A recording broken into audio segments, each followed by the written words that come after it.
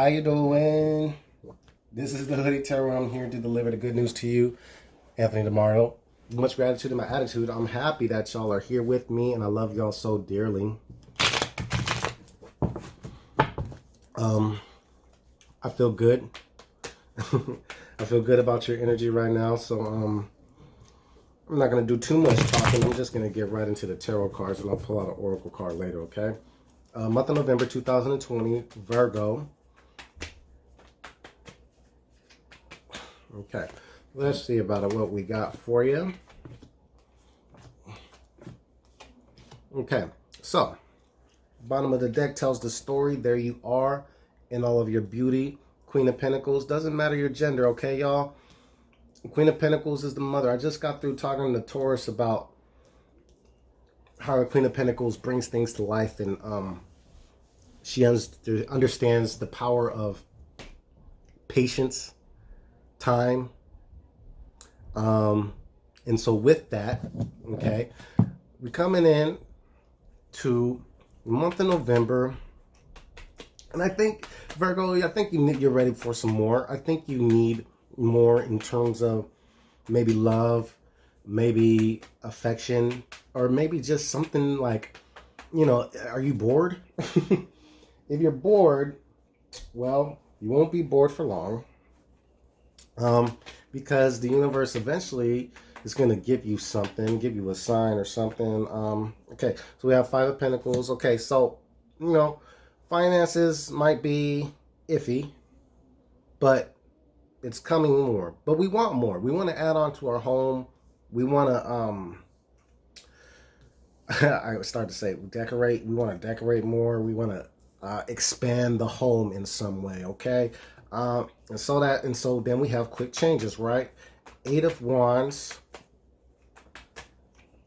clarified by, okay, Five of Swords. Okay, so doing the mental work, I don't think that we're fighting. Hopefully we're not fighting with anybody, Virgo. It doesn't really feel like that.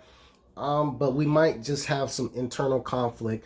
And what it does, it's actually not, it doesn't stagnate us, but it helps us in terms of moving. Like all the mental energy transmutes into you taking action, okay? Which is beautiful, right? Not too many people can do that. A lot of people get stuck.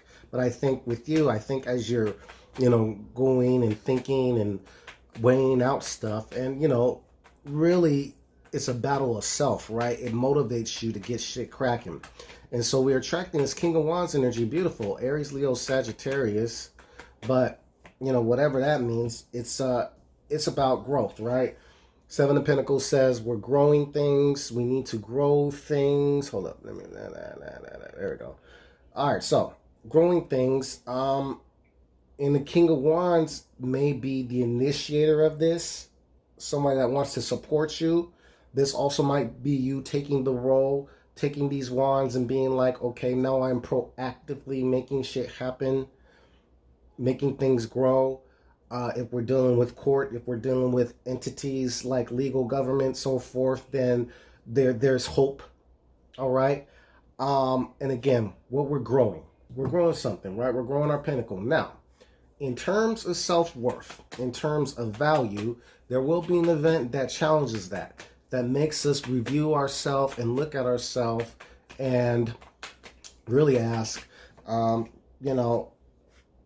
how strongly emotions play a part in that, how we see ourselves. Are we doing right by ourselves in terms of mental health?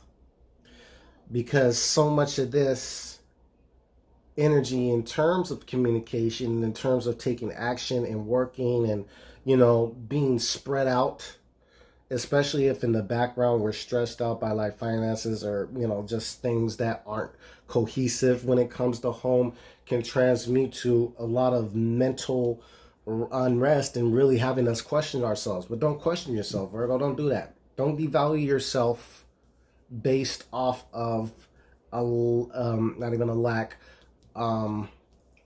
based off of not accomplishing the thing yet. You're 100% capable to accomplish these things. But But just, you have to give them time. You have to realize, and which you do, and understand that constant lesson, which is patience does pay off. And you are the mother. And so mothering things and bringing things to life is your specialty.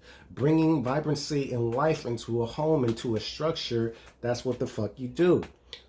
But when we are displaced and not seeing the blessings that come when our structure is, for lack of better words, shattered,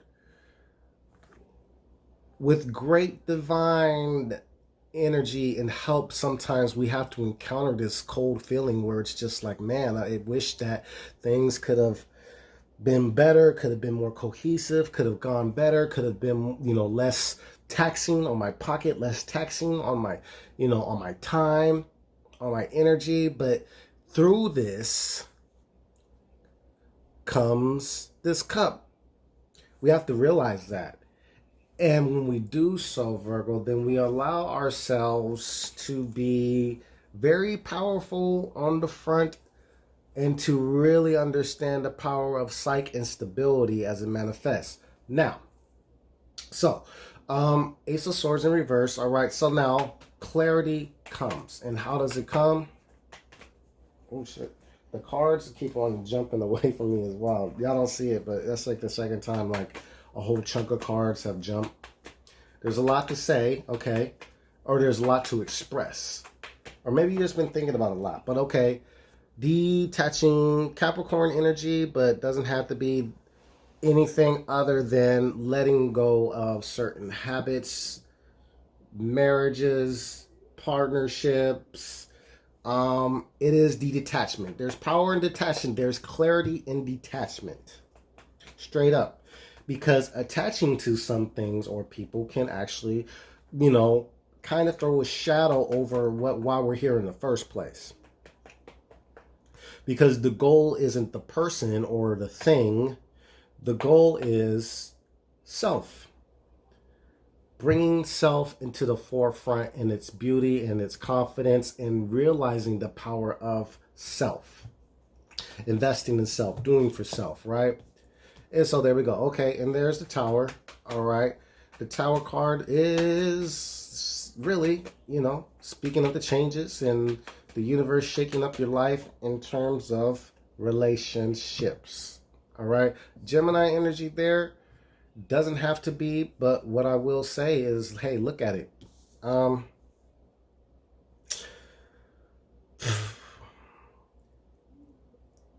Love for you this year, Virgo,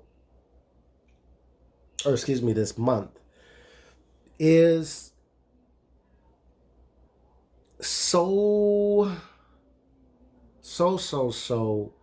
important, because when it comes to emotions, when it comes to relationships, when we look at exploring those partnerships, even though despite letdowns, even though this, even though, like I was saying, detachment is a part of the game, Virgo, what it does is it allows for you to see the power of determination. And I know that's weird, but here, let me explain. I need to go through these cards again. Through losses and change, we get emotional fulfillment, giving us the ability to act quickly. But it is motivated through mental joust and conflict, and maybe those are arguments with other people, maybe whatever. But those things that make you feel uncomfortable, those conversations that are just off and weird, and you'd rather not have them, and the words can be sharp, they do move towards progress, things getting underway, things getting under motion. And so as we have hoped for, as we have aspired for, we allow ourselves to be placed upon on not a pedestal, but placed upon a setting that allows us to really rule and dictate what we are nurturing and to have a say in our space, in our time, and what we're willing to grow and who we're willing to share with.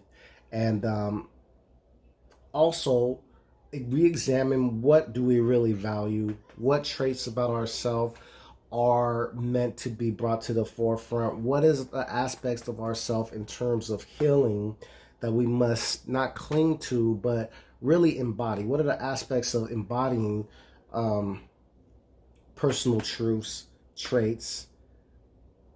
What are those things that assist with the healing part of this journey? How do we maintain mental health through going through all of this, you know? And as truth is revealed and clarity comes through the form of really letting go. And we can all like sit here and, speculate on the archetype, which is the devil. But what it comes down to is we actually are our own personal devils because we have to own our own personal demons. So when it comes to relationships not fulfilling or working out to themselves, we do have to take the finger and instead of doing this, bring it inward and be like, what didn't I contribute? What could I brought more to? Where could I have said no? Where could I have got out of this earlier? So many questions, and only you can decide because we all have our own personal devil. Now, upon doing so, the awakening, the enlightenment allows for you to really take a look and see if you want to rock with this either Gemini person or, frankly, um, maybe it could be this fire sign, this Aries, Leo, or Sagittarius person. Or it could be that, hey, frankly, I'm choosing not to immerse in personal relationships. I just want to love on self. But love is the foundation because the Queen of Pentacles is vibrant and needs to love the part of the journey that is the planting of the seed from the sprout to the bud to the tree to the fruits, and eventually the fruits leave the tree, the leaves fall, and then we experience winter and we experience the cold. It's cyclic in nature, right? But then again, there comes spring,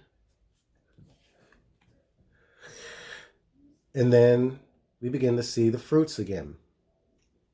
And so our role in the cycle, Virgo, is solidified by taking place of this queenship of nurturing, mothering, adoring, and really appreciating the journey as it unfolds day by day. It's slow, but it's so, so, so rewarding because to see growth and progress and stand by those two things, especially when it comes to work, especially when it comes to the monkey on our back that we thought we couldn't shake or just kept on antagonizing us and jabbing us and stabbing us, it's a good thing. Make sure you rest, make sure you pray, make sure you meditate and do the things that help support you to get up and tend to your personal crops.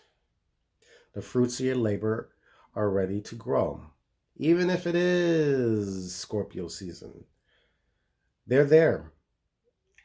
And, you know, from the looks of it, I think we get a lot of support in terms of growing those things. And I think we just need to continue to stay active, to keep in motion, but also, make sure you rest and, really take a look at mental health, really do the things that make you feel good. All of the things, and really stand by your accomplishments and, talk your shit, be in your bag. All right. Okay. All right, Virgo. I love y'all. I'll see you soon.